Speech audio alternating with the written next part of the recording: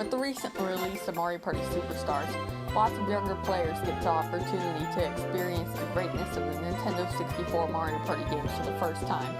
The majority of the younger audience did not get to play any Mario Party games before the Wii. And while the N64 games are very good, I personally believe that the GameCube Mario Parties, specifically Mario Party 6 and 7, are much better than the N64 games. In this video, however, we will purely be focusing on Mario Party 6.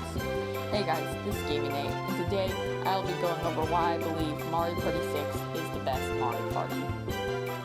Starting off with the characters, Mario Party 6 has 11 of them. It's no surprise to see Mario, Luigi, Peach, Yoshi, Wario, Daisy, or Waluigi, as they have all been mainstays to the series ever since the Nintendo 64 Mario Parties. I am very happy to see all these characters, as they are all great Nintendo characters, especially with Luigi being my favorite Mario character and second favorite video game character ever, and with Yoshi, Mario, and Daisy not falling far behind. The next three characters being Toad, Boo, and Koopa Kid were all introduced in Mario Party 5. Toad is an obvious pick. The only reason he wasn't added prior is because he was the host of Mario Parties 1, 2, 3, and 4. Boo and Koopa Kid, however, are much more obscure choices. Boo is a fan favorite character that made a lot of sense to add because he was used to steal people's coins and stars in Mario Parties 1 through 4. Koopa Kid was an unexpected choice, but a great one. During the GameCube era, Koopa Kid was basically an early version of the Bowser Jr. we all know and love today. The weird part is he was used a lot in Mario Party 5 besides being in the character roster, and even a little Mario Party 6. Either way, he was a great choice. Last but not least, we had the one newcomer in Mario Party 6 being Toadette. A somewhat obvious choice similar to Toad, but a good one nonetheless. Mario, Peach, and Wario all have their counterparts in Mario Party, so it only makes sense to add Toad's counterpart. Starting off with the boards, we have Towering Treetop. This is the most traditional board this game has to offer. It doesn't really have a lot to differ from the other boards in the series. However, it does do a great job introducing the main gimmick of the game, being day and night. Basically, every 3 turns, the game switches from daytime to nighttime and vice versa.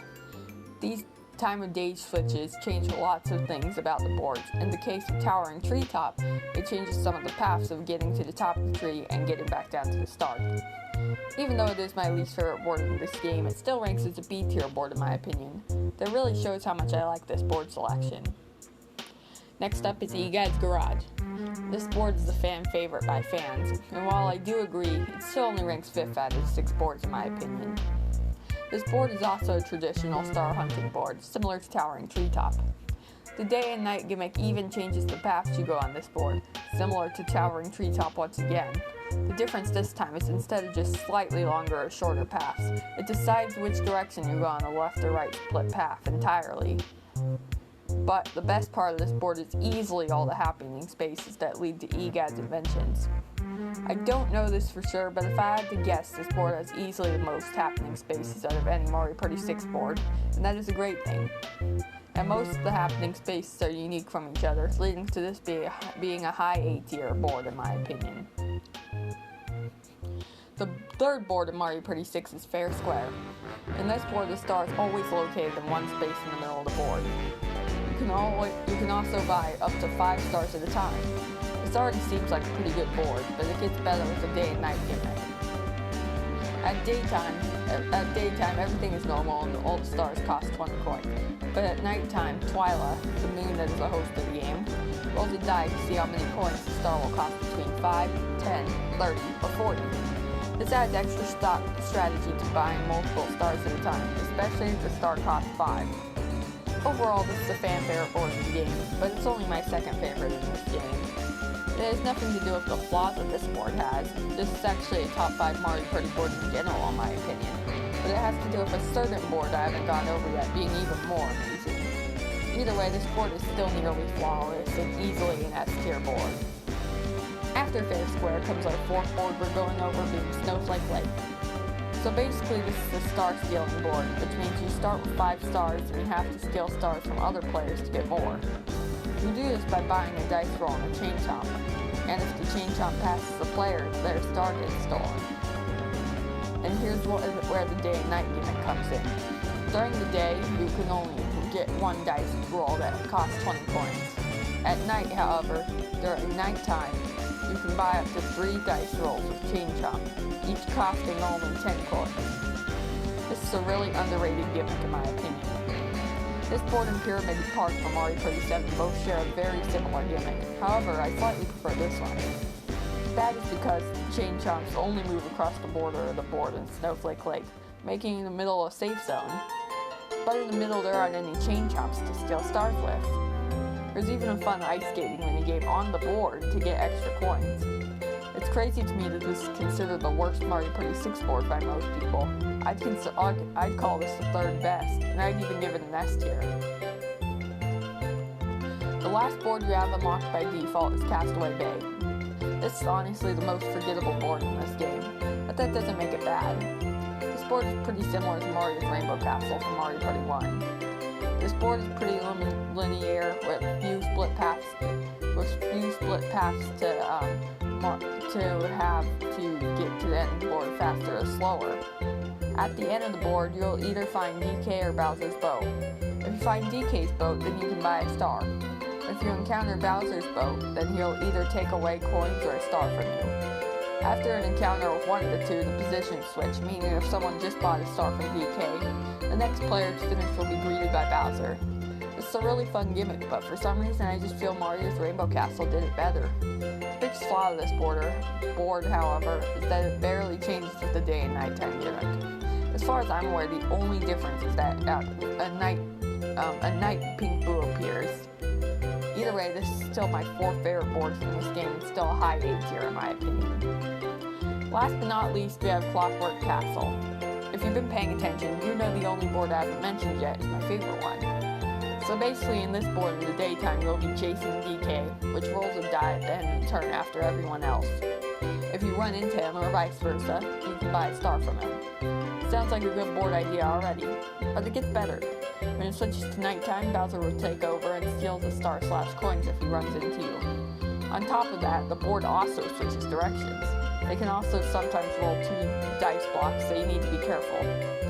This means you have to be very careful at the end of the daytime, because if you end right next to DK, Bowser will take his spot and likely end up messing you up. This is easily the most complex board in this game, and in my opinion, it works really well, so it is easily my favorite board in Mario Party 6. I'd even go so far to call it my 2nd favorite board in the series, only under the certain very strategic board on the Wii. Try to guess it in the comments if you want. Before I move on to the minigames, I just want to mention that the orb system is a very good item system. I'm not going to add an entire section about it because the orbs themselves are mostly seen in other games as well, but I still really like them. On to the minigames now. Mario Party 6 has a very good selection. In my opinion, it has the 3rd best selection of minigames in the original minigames of Mario Party history, only under Mario Party 9 and Mario Party 4. These minigames also have nighttime versions, similar to the board, but unfortunately it only severely changes a few minigames. I will list the highlights of the minigame selection now. On the card out, where you try to find a different card before anyone else. What Goes Up, where you jump from paratrooper to paratrooper trying to gain as much height as you can within the time limit. Memory Lane, where you go through a path guided by a Shy Guy before the minigame started as fast as possible. Lift Leapers, where you go through 4 2D platforming stages as quickly as possible. Sunday Drivers, where you press the correct buttons guided by a Shy Guy to get 10 hits before your opponent. Throw Me a Bone, where you throw a bone near you and Chain Chomp you are riding on moves there to get to the finish line first. Ball Dozers, where you try to get your small ball if you're the 1 player, or big ball if you're the 3 players, to get through the stage ride while destroying obstacles with a hammer. Crate in Peril, where the 1 player tries to kill the 3 players that are stuck in a box with spiny shells. Pixel Perfect, where you have to recreate the screen by ground pounding pixels faster than the opposing team. Jump the Gun, where you jump through a path created by your teammate on shooting bullet bills at certain spots. Burn Style, where the teams jump over a spiky log thing to be on the team with the last man standing. Hyper Sniper, where you shoot targets giving you a certain amount of points with a toy gun. Full Tilt, where you go over a curvy course faster than your opponent. And finally, T-5, where you ground pound the spot where you're standing on with precise timing 5 times to get to the end. That was a long list.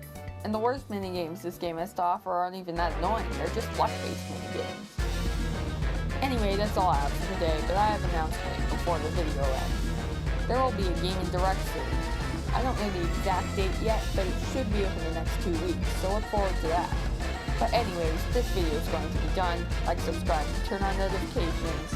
Bye bye.